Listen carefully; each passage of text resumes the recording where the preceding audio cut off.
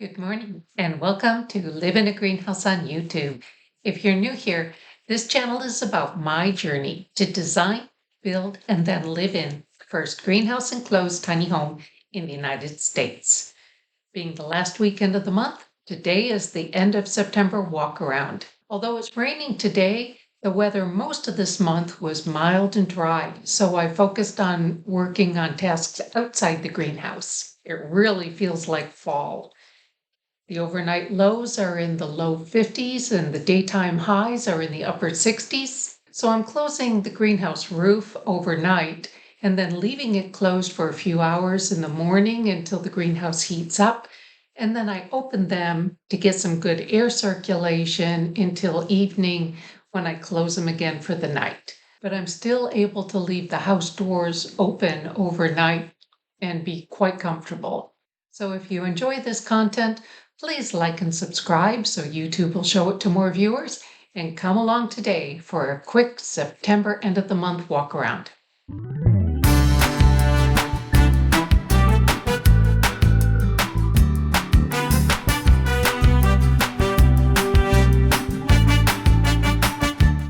Now the berries are done.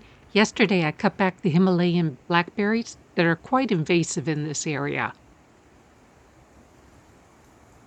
Finally, after more than a year, I got rid of the piles of metal, pipe, lumber, and plastic tarps. This green pipe is marking the drain field boundary for stacking rocks. Then I'll remove the pipe.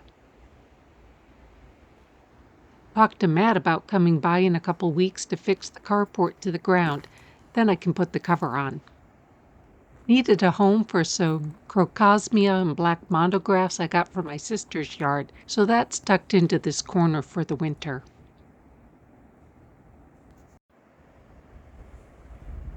Still a burn ban, so this pile of clean lumber scraps will have to wait a few more weeks.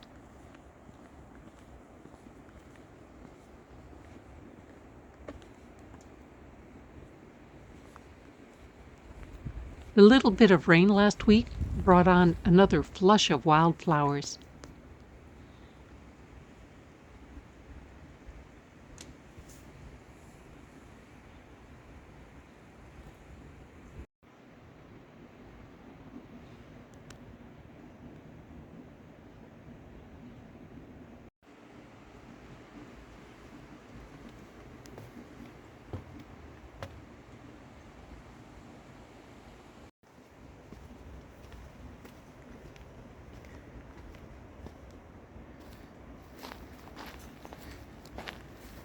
Cleaned the moss out of the trailer's gutter and inspected seals around the roof fixtures.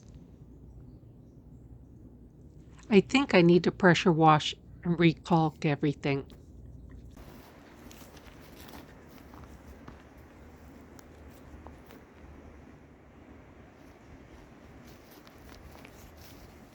Lots of rose campion seedlings to transplant.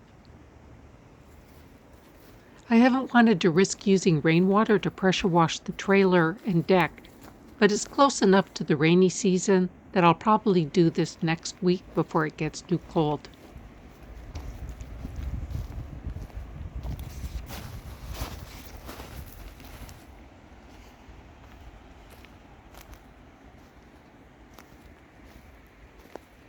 I was pleasantly surprised to see these cyclamen blooming.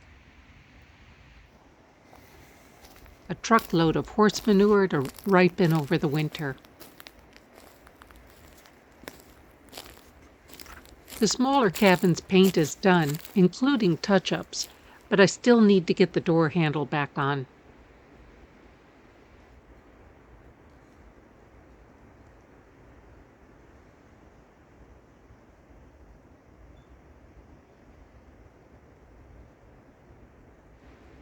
Got the gray onto the parts of the second cabin that are staying. The door is getting replaced by a window, so I'll finish painting that once installed and trimmed. Still need to paint the door and fascia and then get the second coat on.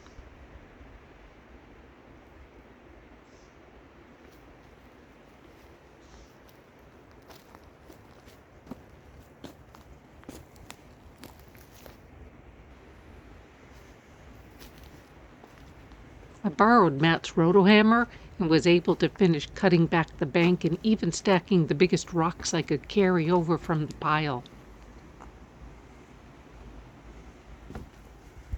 Almost this entire side needs to be replaced, so I'll paint the sheets before putting them up.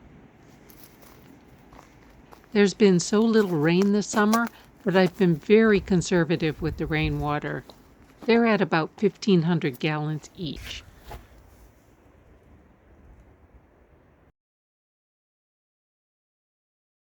Yes, that window is about 1 inch out of level. I'll fix that next summer.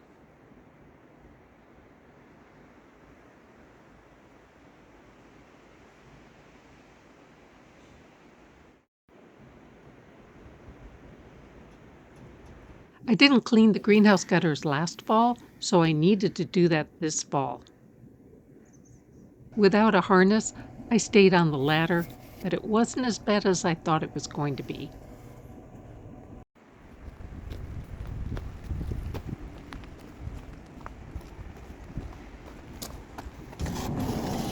I love being able to have everything I need for sanding, patching, and painting in the cart to wheel down to the cabins and then park it back inside, ready for the next time. Matt and Dave came by to move the gabion basket so I can work on patching the pool and pond liner seam.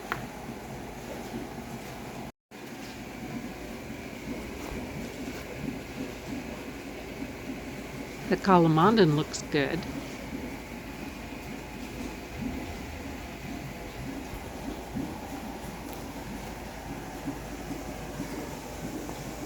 I'd been treating the peach tree spider mite with alcohol spray, but I've now moved on to neem.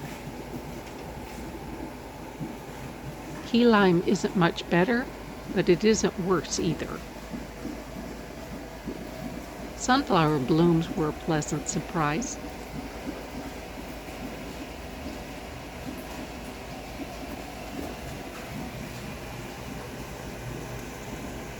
Move the pump to be out of the way while I work on the liner, which I haven't done much of yet since I've been trying to get outside jobs done.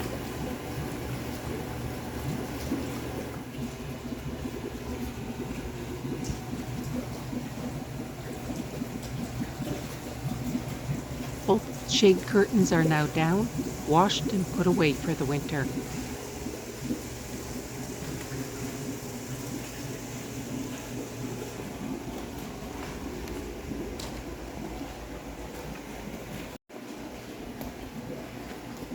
Wild strawberries are doing well.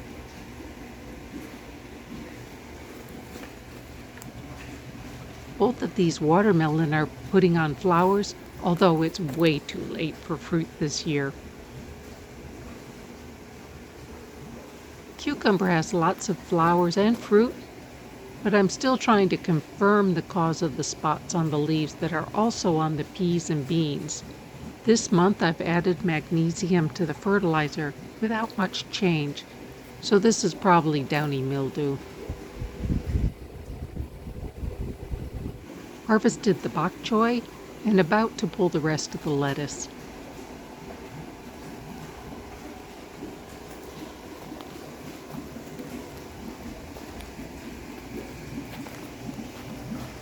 Hoping there's still time for these tomatoes to ripen.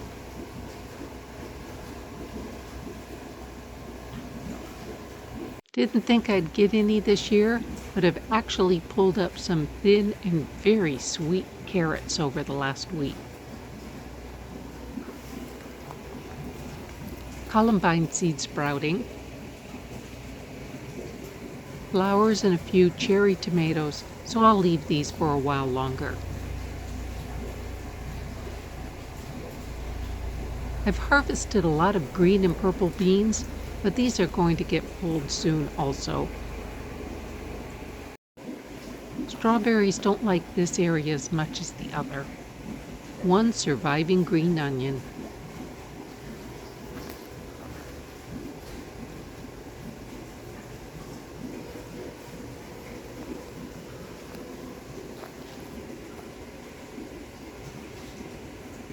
Not much change at the potting bench, but it'll soon transition from potting to a workbench for the winter.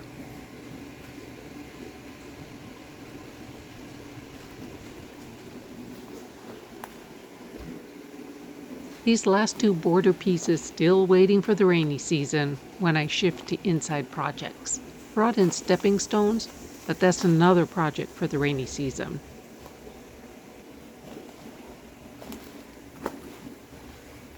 Volunteer chives.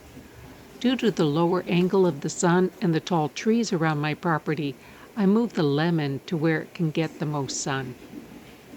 I'm not doing much with the garden around the sitting area except fertilizing, watering, and weeding. Letting the basil grow tall and leggy for some height, and the wildflower mix is providing a bit of color.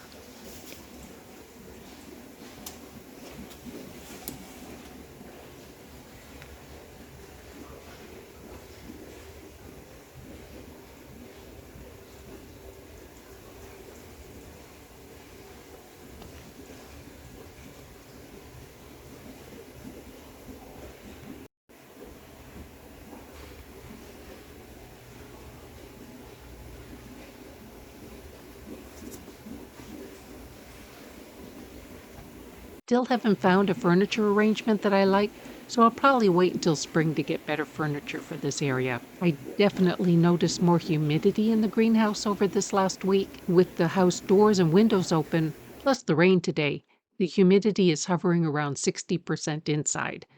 But there's no sign of mold in the bathroom, laundry, under the kitchen sink, or in the crawl space. And there you have it.